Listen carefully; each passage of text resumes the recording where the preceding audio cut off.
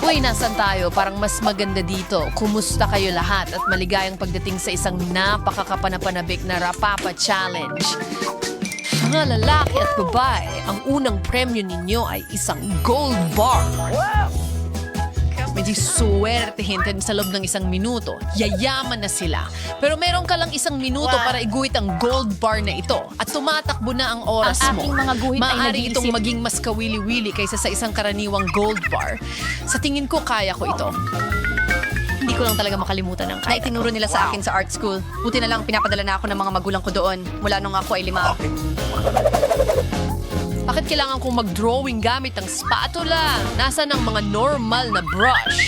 Sa totoo lang, medyo maganda naman ang kalabasan nito. Jan, bakit ka nakaupo lang dyan? Kailangan mong mag-drawing. Alam ko! Kinuha ko na ang pintura. May berdeng kulay ako pero hindi ito tama.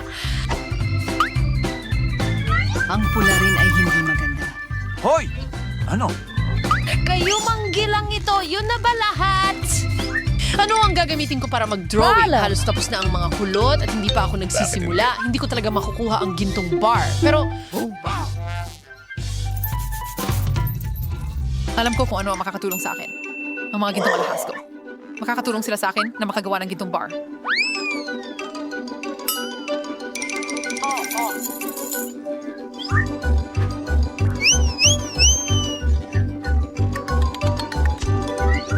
kailangan lang nilang gawing pintura siya. Pwede nating hawakan si Gasper at tutulungan niya akong gawin iyon. Ayos, handa na ito. Ang ganda ng kinalabasan. Kailangan ko lang siguraduhin na hindi ako mapaso dito. Masakit yun talaga. Kaya may dala akong mga guwantes. Kahit na, marahil dapat kong gamitin ang mga clamp na ito. Sa ganitong paraan, siguradong hindi ako masasaktan.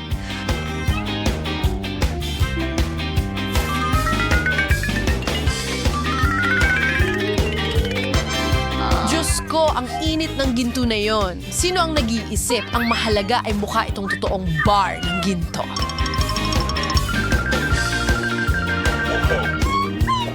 Talagang mukhang ganun yan. Hindi talaga makatapat Ngayon, ang aking Marilyn. drawing. Kailangan ko makaisip ng mabilis. Oh, yun na yun. Kailangan ko lang nakawin ng ginto. Pagkatapos ay magiging perpekto na ang aking drawing. Itaas ang mga kamay. Mafoy! Chinini o tarisin chikor. Sino gusto mag-haw ng gintong bar? sa'yo? Miranda, nakakahiyang ginawa mo. Ako na ang bahala sa kanya. Mayroon kaming espesyal na lugar para sa mga tulad niya. Pero hindi ko pwedeng alisin ang mga tao sa hamon. Kaya kailangan kitang posasan sa ngayon. Miranda, tandaan mo, huwag mong lalabagin ang batas. Sige, Kung hindi, sige, sige. baka magtapos ka sa kulungan.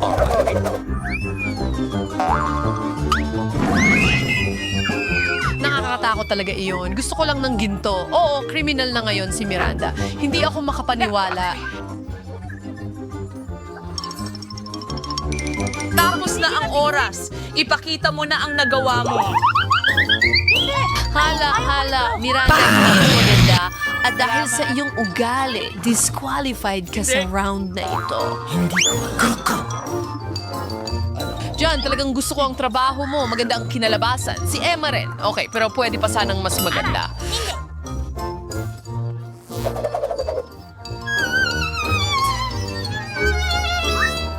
Sa tingin ko, ang malinaw na panalo dito ay si John. Kaya ikaw ang makakakuha ng gold bar na ito. Grabe! Ang swerte ko! Talagang gusto kong manalo. Ibinenta ko pa lahat ng alas ko. Yehey! Sa round na ito, magkakaroon ka ng kakaibang pagsusulit. Hindi ka magdodrawing, gumawa ka ng estatwa mula sa bato. Wala pang gumawa ng Oscar dati, kaya magiging interesante ito. Ano? Nagsimula na ang 1 minuto mo, kaya bilisan mo. Matalino ako, kaya sigurado akong magagawa kong ukitin ang estatwang ito mula sa bato agad-agad. Sigurado akong magagawa ko ito. Ang unang bagay na gawin ay kumuha ng ilang Kaya alam ko kung gaano kalakas ang kailangan para sa bato ko. Kakailanganin ko ang lapad ng... Pagkatapos ay imumultiply ko ito ng... Nakakatawang mga numero. Kailangan mo lang gawin. Palagi.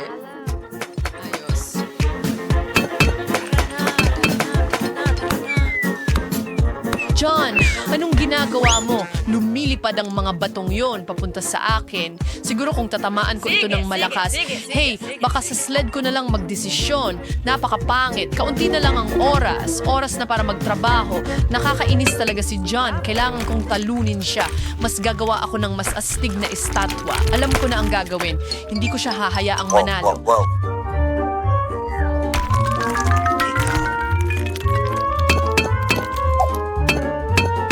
Halos tapos na ako sa aking Pagdating ng kalkulasyon. maaga, Kailangan ko lang hatiin ito? Salamat sa panunod. Miranda, anong ginagawa mo dyan? Napakaingay mo. Gumagawa ako ng unang iskultura ko.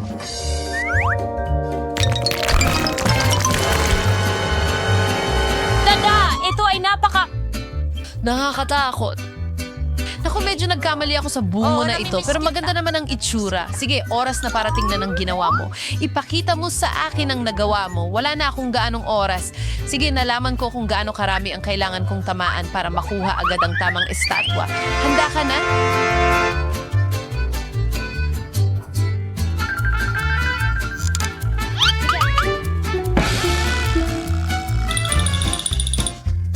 Miranda, kailangan mo ng Oscar. Hindi takutin ng mga tao gamit ang ganyang bagay. Hindi maganda. Halika na! Ayoko talaga niyan. Hindi. Oh, Ako'y mahusay. Talagang ipinagmamalaki kita. Oo.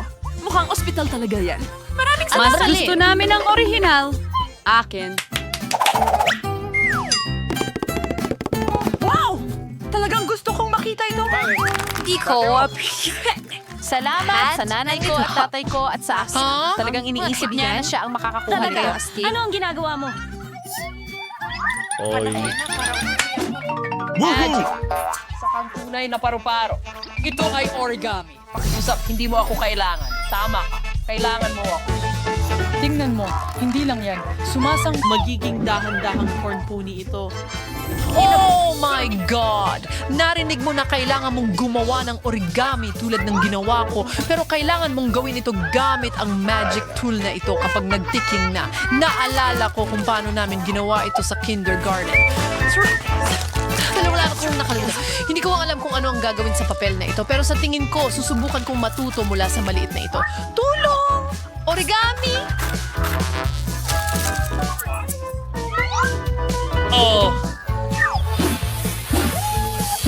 Nakuha kong kamay itong sinulit. You see, yan ay malinaw na kasya.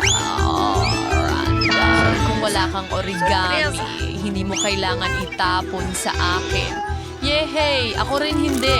Well, Emma, ngayon ay kukunin ko ang iyong...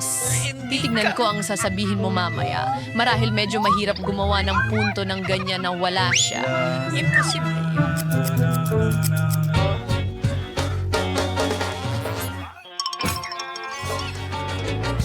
Ayos lang. Wala sila. Kaya ko.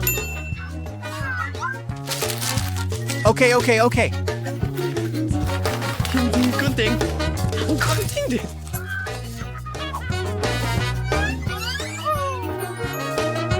Kaya ang premyo ay akin na talaga. Tama na.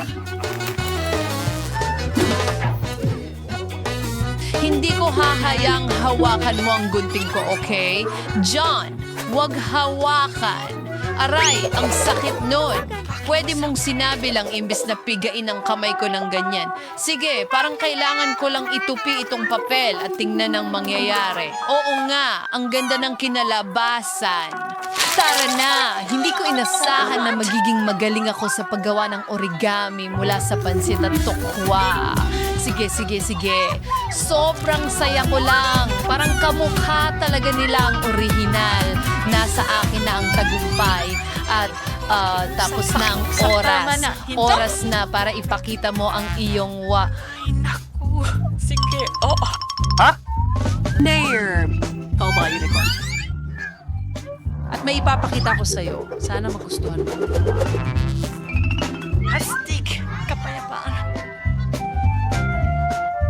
Emma, hindi. Sobrang nakakadismaya yan.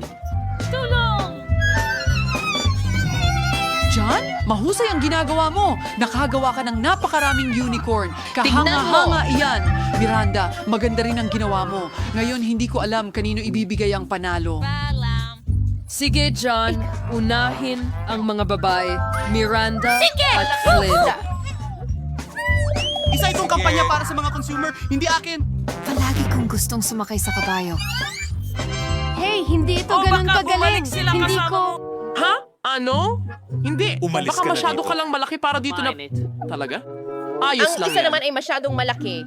Isa lang itong maliit na pony. Hindi makapagbuhat ng maraming mabibigat na bagay. Para hindi ka makaligtaan sa iba pang mga hamon. Wow! Ang daming makatas na prutas dito! Ang ganda! Pansin, mga ginoo at ginang, ang unang gawain ay isang jelly cake na hugis puso.